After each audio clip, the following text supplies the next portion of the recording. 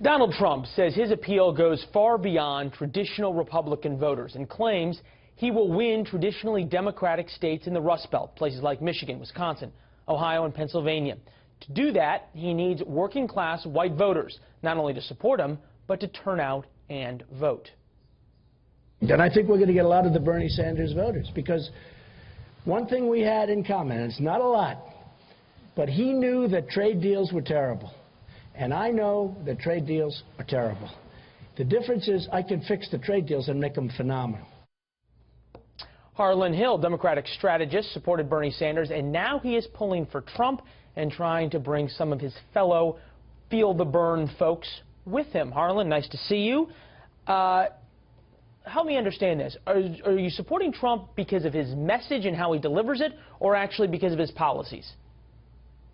Well, I actually don't think it's about his delivery at all. It's about the substance and then the fact that he's not Hillary Clinton. Look, I'm firmly in the never Hillary bandwagon. That's part of the reason that I supported Bernie Sanders during the Democratic primary. I don't perfectly align with him on every issue. I'm a Reagan Democrat. I'm a moderate Democrat. But yeah, I mean, I think that's what this election is really about. I think it's substance, not delivery and style. When you talk about that, when it comes to Donald Trump and this issue of substance, there has been a lot of criticism of him for flip-flopping on a number of issues, whether it's the ban on Muslims, whether it's things about immigration, whether it's things about whether we should give nuclear weapons to Japan. Do you feel like you really have an understanding of what he believes in, what's important to him, rather than just his talking points?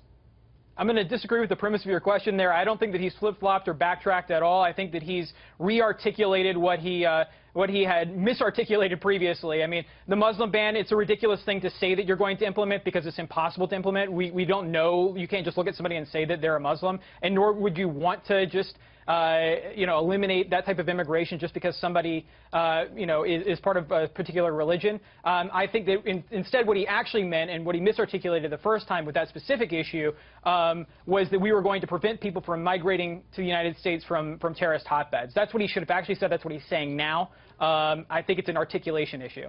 It's a delivery problem.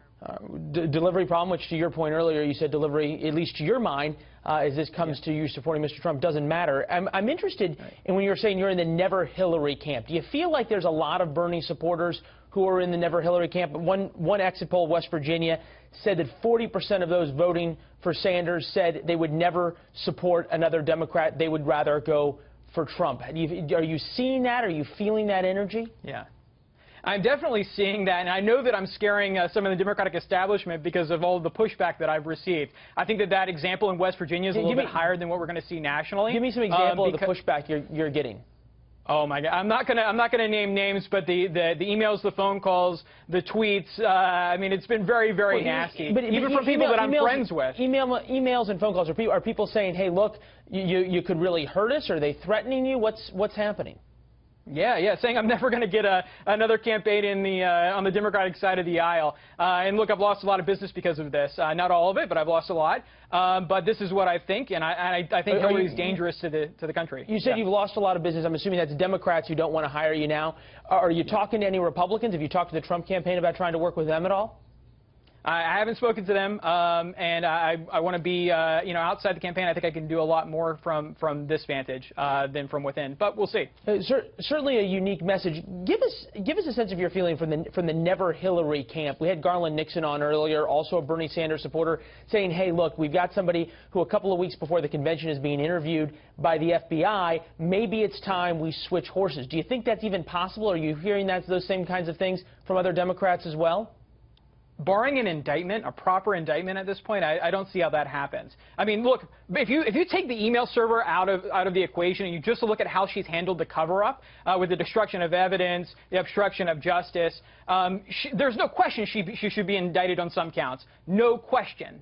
And Democrats know that, and I think that's why you're starting to see people like Garland actually vocalize this feeling that, this is going to be a central issue of the general election. Trump's going to make it one, and he has every right to. I think this is a growing movement. The Never Hillary movement. It spans not just the Democratic Party but independents. Even Trump's winning it in that Wall Street Journal poll and the Fox News poll. He was winning it by 8 and 9% respectively.